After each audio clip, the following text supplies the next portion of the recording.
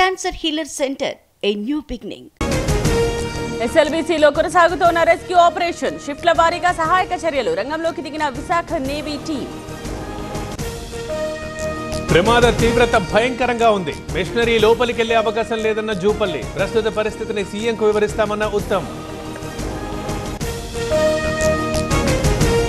కేంద్రం అన్ని విధాలుగా సహకరిస్తోంది. బాధితులు క్షేమంగా బయటకు రావాలి. SLBC ఘటనపై కిషన్ రెడ్డి కామెంట్స్.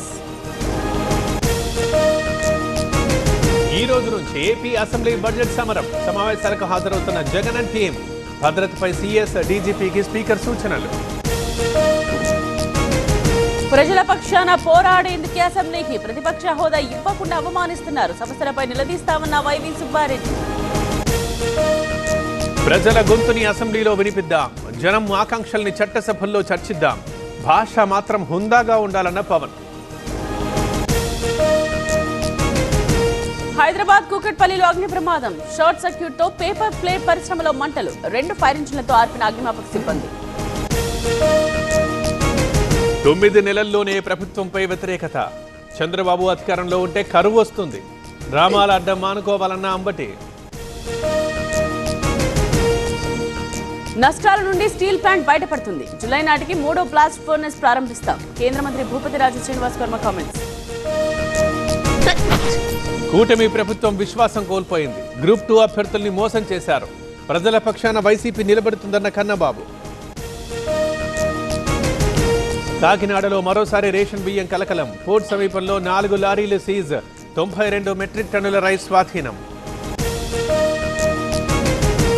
వినుకొండ వైసీపీలో అసమ్మతి జ్వాలలు. బొల్లాను ఇన్ఛార్జిగా తొలగించాలంటూ డిమాండ్. జగన్తో చర్చించి సమస్య పరిష్కరిస్తామన్న వైవి. 14 నెలల్లోనే ప్రభుత్వంపై వ్యతిరేకత. కాంగ్రెస్ అరచేతిలో వైకుంఠం చూపిస్తోంది. 3 ఎమ్మెల్సీ స్థానాలు గెలుస్తామన్న కిషన్ రెడ్డి. రేపటితో ముగుస్తున్న ఎమ్మెల్సీ ప్రచారం. ఇవాళ 3 జిల్లాల్లో రేవంత్ పర్యటన. ఆత్మీయ సమ్మేళనాల్లో పాల్గొంటున్న సీఎం. బీసీ సీఎం కావాలని ప్రజలు కోరుకుంటున్నారు. రేవంత్ ప్రభుత్వం ప్రజల్ని మోసం చేసింది. బీజేపీ అభ్యర్థులపై దుష్ప్రచారం చేస్తున్నారన్న ఈటెల. మంత్రాలయంలో కన్నడ సూపర్ స్టార్ రాఘవేంద్ర స్వామిని దర్శించుకున్న శివరాజ్ కుమార్. కుటుంబ సభ్యులతో కలిసి ప్రత్యేక పూజలు.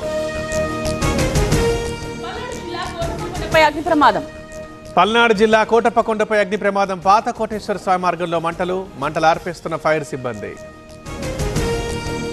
ప్రపంచవ్యాప్తంగా మహాకుంపై చర్చ. యువతకు ప్రేరణగా నిలుస్తుందన్న ప్రధాని.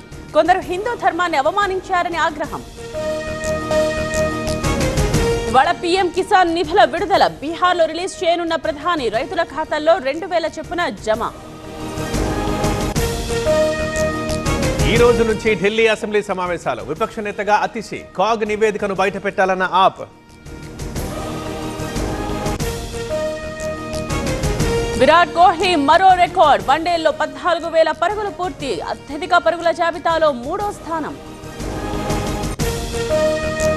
పాకిస్తాన్పై భారత్ ఘన విజయం. 6 వికెట్ల తేడాతో గెలుపు. సెంచరీతో చెలరేగిన Kohli. Cancer Healer Center, a new beginning.